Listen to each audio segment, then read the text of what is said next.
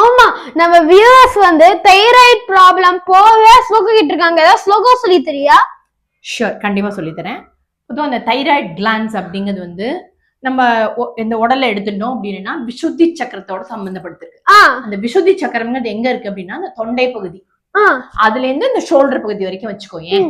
அதுக்கு இப்போ தொண்டை பகுதி அப்படின்னு சொல்லும் போது அந்த தொண்டைக்குள்ள என்ன வரும், நம்மளுக்கு வாய்ஸ் பாக்ஸ் இருக்கும், விண்ட் பைப் இருக்கும், ஃபுட் பைப் இருக்கும், அதுக்கும் அடியில என்ன வரும் அப்படின்னா தைராய்டு கிளான்ஸ். சோ இந்த தைராய்டு கிளான்ஸ்ங்கிறது அங்க இருக்கிறதுனால அந்த சக்கரத்துக்கு உண்டான ஸ்லோகத்தை சொல்லிட்டா கண்டிப்பா அது பலன் கிடைச்சிடும். ரைட்டா? இப்போ லலிதா சஹஸ்ரநாமத்துல அந்த நான் சொன்னேன் இல்லையா, அந்த பர்டிகுலர் சக்கரம் அப்படின்னு சொல்லிட்டு அந்த விசுத்தி சக்கரத்துக்கான ஸ்லோகம், அருமையான ஸ்லோகம் சொல்றேன் இப்போ. विशुद्धि चक्र निलया, विशुद्धि चक्र निलया, रक्तवर्णा, रक्तवर्णा, त्रिलोचना, त्रिलोचना, खड्भांगाति, खड्भांगाति, प्रहरणा, प्रहरणा, वदनैक, वदनैक, समन्विता, समन्विता,